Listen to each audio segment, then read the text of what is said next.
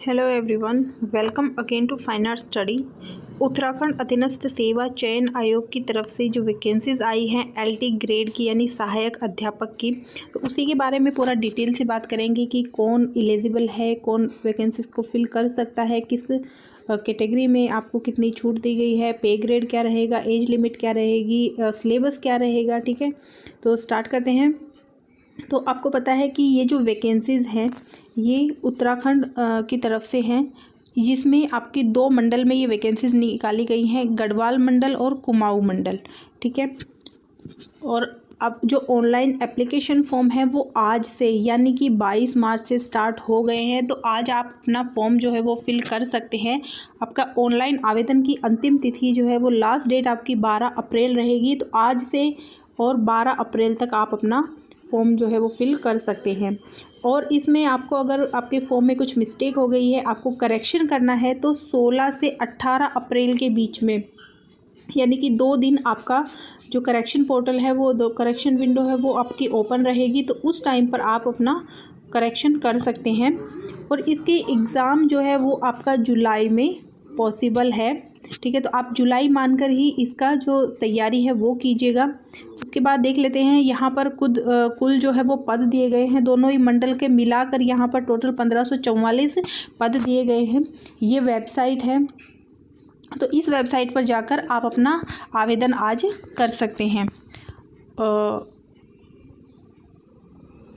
इसकी जो एग्ज़ाम है वो ऑफलाइन आपको करवाया जाएगा। उसके बाद देख लेते हैं यहाँ पर पूरी डिटेल है कि किस कैटेगरी में, किस मंडल में कितनी आपकी वैकेंसी हैं। तो सबसे पहले है यहाँ पर देखिए, यहाँ पर 2 मंडल है, गढ़वाल मंडल और कुमाऊं मंडल। दोनों ही मंडलों में 2-2 कैटेगरी में वैकेंसी निकाली गई, 3-3 में वैकेंसी निकाली गई है। एक तो आपकी 60% सीधी भर्ती और सामान्य वर्ग। सामान्य वर्ग का मतलब है कि इसमें आपका मेल और फीमेल दोनों अप्लाई कर सकते हैं। ठीक है, और जो महिला शाखा वाला है उसमें सिर्फ जो फीमेल कैंडिडेट है वो अप्लाई कर सकती हैं। तो ऐसे आपकी वैकेंसी निकाली गई है, एक है 60% और एक है 10%।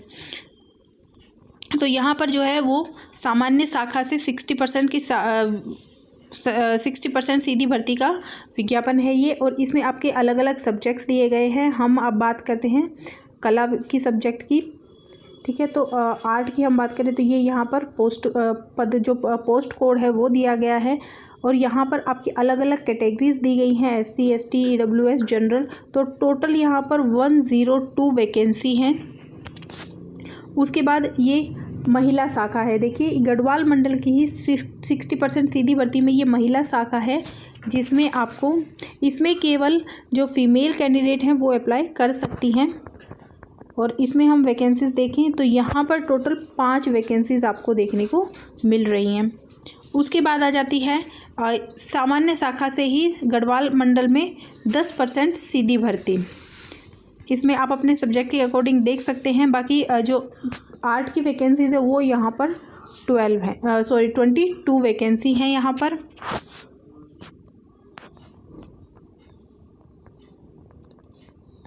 और उसके साथ जो महिला शाखा है उसमें यहाँ पर 1 वैकेंसी है। उसके बाद आ जाता है कुमाऊं मंडल, 60% सीधी भर्ती और सामान्य शाखा है इसमें। तो इसमें जो है इसमें आपको 122 वैकेंसी देखने को मिल रही हैं। और ये जो वैकेंसी हैं दोनों ही मंडल में मिला के, सभी कैटेगरीज में मिला के बहुत ही अच्छी संख्या में वैकेंसी है। तो जितने भी कैंडिडेट हैं वो ज़रूर इनको फिल कीजिएगा और अपनी तैयारी कीजिए। उसके बाद है आपका 60% महिला शाखा में। तो महिला शाखा में हम बात करें तो यहाँ पर आपको 9 वैकेंसीज देखने को मिल रही हैं। उसके बाद कुमाऊं मंडल में ही 10% सीधी भर्ती सामान्य शाखा में। तो सामान्य शाखा में यहाँ पर आपको 12 वैकेंसी है। ठीक है, और इसमें जो 10% है उसमें आपको 1 सीट यहाँ पर देखने को मिल रही है। ठीक है, तो ये तो हो गई पूरा पदों का विवरण, जितने भी पोस्ट जिस भी शाखा में, जिस भी मंडल में रिक्त हैं, जितने फिल किए जाएंगे उन सभी का। बाकी कुछ डिटेल है वो देख लेते हैं कि कौन इसको फिल कर सकते हैं, कौन नहीं कर सकते। तो ये देखिए, जैसे मैंने आपको स्टार्टिंग में बताया था कि महिला शाखा में जो LT ग्रेड के पद है वो सिर्फ फीमेल कैंडिडेट महिला अभ्यर्थी ही भर पाएंगे, लेकिन जो सामान्य शाखा है उसमें महिला और पुरुष दोनों फिल कर सकते हैं। बाकी ये पूरा दिया गया है कि एक ये वाली लाइन आपके लिए है कि चाहे वो सीधी भर्ती का विज्ञापन हो या फिर विभागीय भर्ती, और दोनों ही मंडल की, दोनों ही कैटेगरी की जो वैकेंसी है वो एक ही तिथि को एक ही समय पर आयोजित करवाई जाएंगी। ऐसा नहीं है कि उस गढ़वाल मंडल की अलग डेट को होंगी, कुमाऊं मंडल की अलग डेट को होंगी, ऐसा नहीं होगा। सभी एग्ज़ाम किसी भी लेवल का है वो एक ही डेट को या एक ही टाइम पे वो लिया जाएगा, ठीक है। और सभी के रूल्स वगैरह सेम होंगे। पे ग्रेड यहाँ पर आप देख लीजिए, काफ़ी अच्छा पे ग्रेड है यहाँ पर। और उसके बाद देख लेते हैं कि आपको क्वालिफ़िकेशन की क्या मांगा है इसमें। ओके, ये रहा देखिए। तो इसमें देखिए आपको भारत में विधि द्वारा स्थापित किसी विश्वविद्यालय से drawing and painting, fine art या फिर विजुअल आर्ट में स्नातक की उपाधि, यानी कि आपको ग्रेजुएशन चाहिए, ठीक है। चाहे आपका ड्राइंग एंड पेंटिंग से ग्रेजुएशन हो, यानी कि आपने अगर BA किया है then you are eligible. And अगर आपने फाइन आर्ट किया है यानी आपने BFA किया है या फिर आपने BBA किया है, ठीक है, किसी भी स्ट्रीम में आपने, इन तीनों में से किसी भी स्ट्रीम में आपने ग्रेजुएट किया है तो आप इस पोस्ट के लिए एलिजिबल हैं। लेकिन आपको साथ में B.Ed होना भी कंपलसरी है, तभी आप ये पोस्ट अप्लाई कर पाएंगे। अगर ये दोनों आपके पास हैं तभी आप एलिजिबल हैं, या फिर इनके अलावा आपको किसी भी राष्ट्रीय अध्यापक शिक्षा परिषद से मान्यता प्राप्त किसी संस्थान से कला विषय में BA.Ed की 4 वर्ष की जो उपाधि है, जो डिग्री है, वो आपके पास होनी चाहिए, तब भी आप इसमें अप्लाई कर सकते हैं, ठीक है। तो ये बात हो गई है क्वालिफ़िकेशन की। उसके बाद यहाँ पर दिया गया है कि कला शिक्षा और गृह विज्ञान के अध्यापकों हेतु निर्धारित पात्रता मानदंड तब तक लागू रहेंगे जब तक राष्ट्रीय अध्यापक शिक्षा परिषद न्यूनतम योग्यताएं निर्धारित नहीं कर देता। यानी कि आपको जो है B.Ed और वो ग्रेजुएशन आपको चाहिए, उसके साथ साथ आपको जो है UTET लेवल 2 और CTET लेवल 2 की परीक्षा उत्तीर्ण होना भी कंपलसरी है, ठीक है। एक बार फिर से बता देती हूँ, आपको UTET चाहिए लेवल 2 और CTET का भी लेवल 2 आपको क्लियर होगा, तभी आप इसमें कर पाएंगे।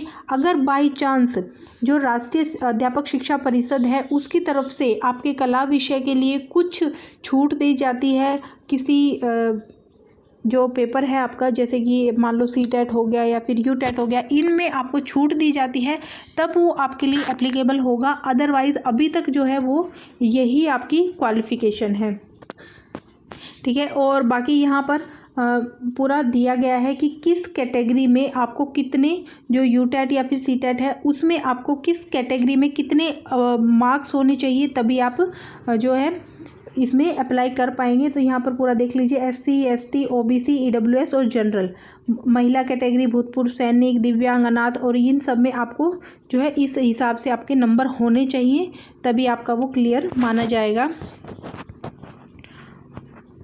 और तो ये बहुत एक बड़ा सा परफॉर्म है, बड़ा सा आपका जो पूरा नोटिफिकेशन है, तो ये मैं टेलीग्राम पर या फिर अभी इसके डिस्क्रिप्शन बॉक्स में पिन कर दूंगी, तो वहाँ से आप जो है इसको पूरा रीड कर लीजिएगा। बाकी मैं आपको मेन जो चीज़ें हैं वो अभी बता देती हूँ। उसके बाद है यहाँ पर प्रोसेस है, और आपका कि प्रोसेस और आपका सिलेबस रहेगा कि आपका पैटर्न, सिलेबस नहीं, पैटर्न है आपका, ठीक है। प्रोसेस और पैटर्न है कि किस हिसाब से आपका एग्ज़ाम आएगा। तो यहाँ पर टोटल आपके 100 अंकों का ये एग्ज़ाम होगा, और मल्टीपल चॉइस के ये क्वेश्चन होंगे। 2 घंटे आपको दिए जाएंगे, जिसमें आपका पार्ट A और पार्ट B रहेगा। पार्ट A में आपका जो टीचिंग एप्टीट्यूड है वो रहेगा, आपका जो तर्क शक्ति परीक्षण यानी कि आपका रीजनिंग रहेगा, और आपका GS रहेगा, ठीक है। ये आपका 50 मार्क्स का रहेगा। उसके साथ आपका जो सेकेंड पार्ट है वो भी 50 मार्क्स का रहेगा, जो आपका सब्जेक्टिव रहेगा, ठीक है। सब्जेक्ट का आपका ये पेपर होगा पार्ट 2 में। 2 घंटे इसके लिए आपको दिए जाएंगे। अच्छा, जब आपका एग्ज़ाम हो जाता है उसके बाद आपको क्लियर करने के लिए भी यहाँ पर पूरा दिया गया है कि आपको किस कैटेगरी में कितने % लाना कंपलसरी है।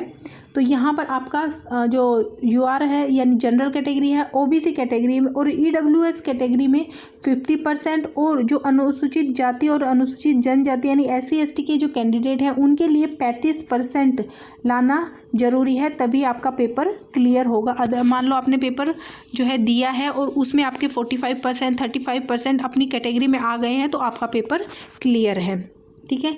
उसके बाद आपका जो पेपर है वो आपका ऑफलाइन मोड में होगा, जैसे ओएमआर सीट आपको दी जाएगी। अच्छा, यहाँ पर जो है कोई भी ऋणात्मक अंक नहीं है, यानी कि यहाँ पर नेगेटिव मार्किंग नहीं है, तो ये आप लोगों के लिए प्लस पॉइंट है, ठीक है। बाकी आप यहाँ पर कुछ रूल्स दिए गए हैं कि आप वाइटनर वगैरह का यूज़ नहीं कर सकते, ठीक है, तो यही सब है।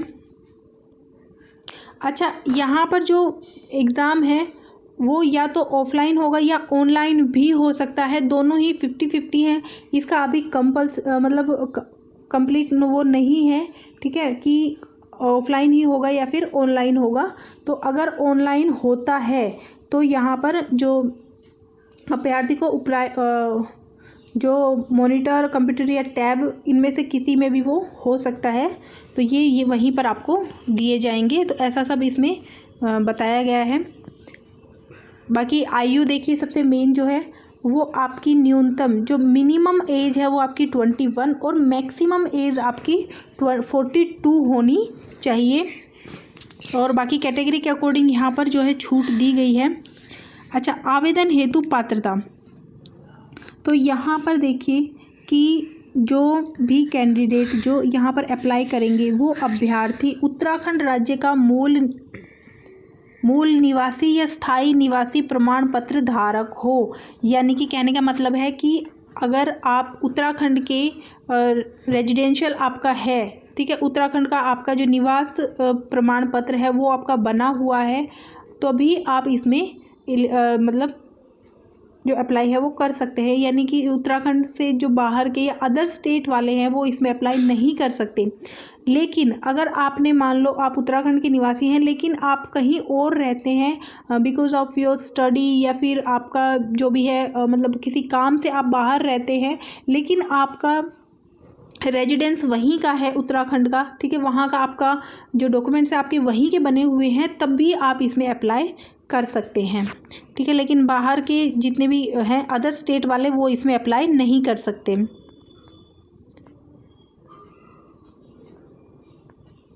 ओके, बाकी ये बहुत से इसमें रूल्स दिए गए हैं तो ये आप लोग देख लीजिएगा। उसके बाद है आपकी फ़ी कितनी रहेगी। तो यहाँ पर जो भी अनरिजर्व कैटेगरी है, जो जनरल और ओबीसी वालों के लिए 300 रुपये, उसके बाद एससी एसटी और ईडब्ल्यूएस वालों के लिए 150 रुपीज़, और जो दिव्यांग स्टूडेंट है उनके लिए भी 150 रुपीज़ रहेगा। लेकिन जो ऑर्फन स्टूडेंट है, उत्तराखंड के ऑर्फन स्टूडेंट्स हैं, उनके लिए यहाँ पर कोई भी चार्ज नहीं लिया जाएगा। ये कुछ शर्तें यहाँ पर दी गई हैं फॉर्म फिल करने से पहले, तो इनको आप अच्छे से रीड कर लीजिएगा। उसके बाद हम बात कर लेते हैं इसके सिलेबस की कि इसके लिए हमें क्या क्या पढ़ना है। तो सभी सब्जेक्ट का यहाँ पर सिलेबस दिया गया है। ये देखिए, यहाँ पर है आपका subject for the post of assistant teacher LT grade drawing and painting. तो इसमें आपकी 3 या 4 यूनिट है, ओके 5 यूनिट है आपकी। तो पाँचों यूनिट से आपको क्या क्या पढ़ना है पूरा डिटेल में बताया गया है। तो सबसे फर्स्ट यूनिट है आपकी फंडामेंटल ऑफ आर्ट। इसमें आपको पूरा आर्ट का जो मीनिंग है, डेफिनेशन है, क्लासिफिकेशन है और एलिमेंट्स हैं वो आपको पढ़ने हैं। जितने भी एलिमेंट्स हैं, ठीक है, line, form, colour, tone, texture, space, इन सब के बारे में आपको पूरा डिटेल से पढ़ना है। उसके बाद आपको पढ़ना है प्रिंसिपल ऑफ कॉम्पोजिशन, जैसे कि proportion, rhythm, dominance, harmony, unity और बैलेंस, इन सब के बारे में पढ़ना है। उसके बाद आपको देखना है मीडियम एंड टेक्निक। तो जितनी भी मीडियम है, टेक्निक है और मटेरियल हैं, pencil, charcoal, pastel, water colour, oil, acrylic, tempera gouache, batik, tie and dye, collage, mural, mixed media, ink और रिलीफ। तो आपको मीडियम, टेक्निक और मटेरियल तीनों के ही बारे में आपको पढ़ना है। उसके बाद सेकंड यूनिट जो है वो है history of Indian art. History of Indian art में आपको इंडियन पेंटिंग और sculpture, pre historic cave paintings, ठीक है, जितनी भी केव्स हैं उनके बारे में। उसके बाद है इंडस वैली सिविलाइजेशन, सिंधु घाटी सभ्यता के बारे में पढ़ना है आपको। उसके बाद आपको सांची, मौर्य, शुंग और गांधार स्टाइल जो कला है उनके बारे में। अजंता, बाघ, एलोरा, एलिफेंटा, सितनवासल की ये जो गुफाएं हैं इनके बारे में पढ़ना है। उसके बाद आपको पाल, जैन, राजस्थानी, मुग़ल, पहाड़ी, कंपनी, बंगाल जो स्कूल हैं, जो शैली हैं, उनके बारे में आपको पढ़ना है। उसके बाद आ जाता है मॉडर्न और कॉन्टेम्प्रेरी इंडियन पेंटिंग। तो इनमें आपको इंडियन पेंटर्स हैं जिनके बारे में आपको पढ़ना है, मॉडर्न भी और कॉन्टेम्प्रेरी भी। जमिनी राय, रविंद्रनाथ टैगोर, अवनींद्रनाथ टैगोर, गगनेंद्रनाथ टैगोर, नंदलाल बोस, राजा रवि वर्मा, अमृता शेरगिल, कलकत्ता ग्रुप। अच्छा, ये यहाँ पर आर्टिस्ट हैं, इसके साथ ही यहाँ पर ग्रुप दिए गए हैं, कलकत्ता ग्रुप और प्रोग्रेसिव आर्टिस्ट ग्रुप और दिल्ली शिल्पी चक्र। तो इन तीनों ग्रुप्स के बारे में, इनका फाउंडर, इनके जो सदस्य हैं वो कौन थे, ये सभी डिटेल आपको पढ़नी है। उसके बाद आपको जो सतीश गुजराल, एम.एफ. हुसैन, के.एस. कुलकर्णी, के हैबर, एन.एस. बेंद्रे, राम कुमार, अर्पणा कौर, अंजलि इला मेनन और अनुपम सूद, नलिनी मालिनी, अर्पिता सिंह, गोगी सरोजपाल, तैयब मेहता, ए रामचंद्रन। तो ये जितने भी कलाकार हैं इन कलाकारों के बारे में आपको पूरा पढ़ना है। उसके बाद है यूनिट थर्ड आपकी रहेगी वेस्टर्न आर्ट से। तो वेस्टर्न आर्ट में आपको pre historical painting, Egyptian art आपको पढ़नी है, Greek, Roman, early Christian and Byzantine paintings के बारे में आपको पढ़ना है, रोमनेस्क, गोथिक, रेनेसिज्म, ठीक है, जो रेनेसा था, जो पुनर्जागरण था और जो उच्च पुनर्जागरण था, तो दोनों के ही बारे में आपको पढ़ना है। तो ये बहुत अच्छी बात है कि यहाँ पर पूरा डिटेल में बताया गया है, एक एक टॉपिक पूरा मतलब एकदम कवर किया गया है, इसमें पूरा अच्छे से इन्होंने मतलब डिफ़ाइन किया है। उसके बाद देखिए आपको जो है एस्थेटिक्स यानी सौंदर्य शास्त्र आपको पढ़ना है। सौंदर्य शास्त्र में आपके वही टॉपिक हैं। सबसे पहले तो आपको जो है an introduction to Indian aesthetic with brief historical background, जो एस्थेटिक आर्ट है, जो सौंदर्य शास्त्र है, उसके बारे में थोड़ा सा ब्रीफ में आपको जो उनका हिस्ट्री रही है वो आपको देखनी है। उसके बाद इसकी जो मीनिंग है, डेफिनेशन है आर्ट की, वो देखनी है। उसके साथ ही जो षडांग है आपको, ठीक है, षडांग आपको बहुत अच्छे से रट के जाना है, ये आपके सभी एग्ज़ाम्स के लिए इम्पोर्टेंट है।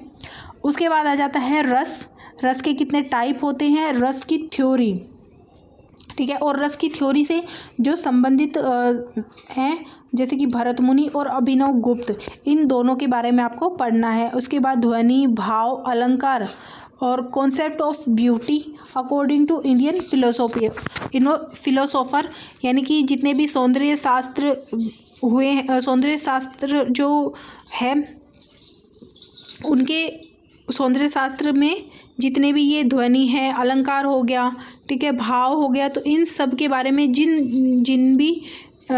जिन्होंने भी जो डेफिनेशन दी है, ठीक है, कोई एग्जाम्पल दिया है, कुछ भी जो है इनकी थ्योरी, वो सभी आपको कवर करनी है। उसके बाद लास्ट यूनिट है हमारी फोक आर्ट। तो इसमें पूरा इंडिया की जितनी भी फोक आर्ट हैं, जैसे कि सबसे पहले तो आपको मधुबनी, रंगोली, थापा, मांडना, अल्पना, सांजी, गोदना, आइपन, कालीघाट पेंटिंग, फुलकारी, कलमकारी, वर्ली, कोलम, गोंड, फड़, कांथा और पटचित्र। तो इन सभी जो फोक आर्ट हैं, लोक कलाएं हैं, इन सब के बारे में आपको पढ़ना है। तो ये मैंने आपको पूरा डिटेल में बता दिया है। बाकी अगर आपका कोई क्वेश्चन है तो वो आप कमेंट में पूछ सकते हैं रिगार्डिंग टू दिस वैकेंसीज, और आपका अगर आपको सिलेबस से कोई पर्टिकुलर टॉपिक है जो आपको कवर करना है तो वो भी आप कमेंट में बता सकते हैं। और आप अपना फॉर्म जो है वो आज फिल कर दीजिए। Thank you.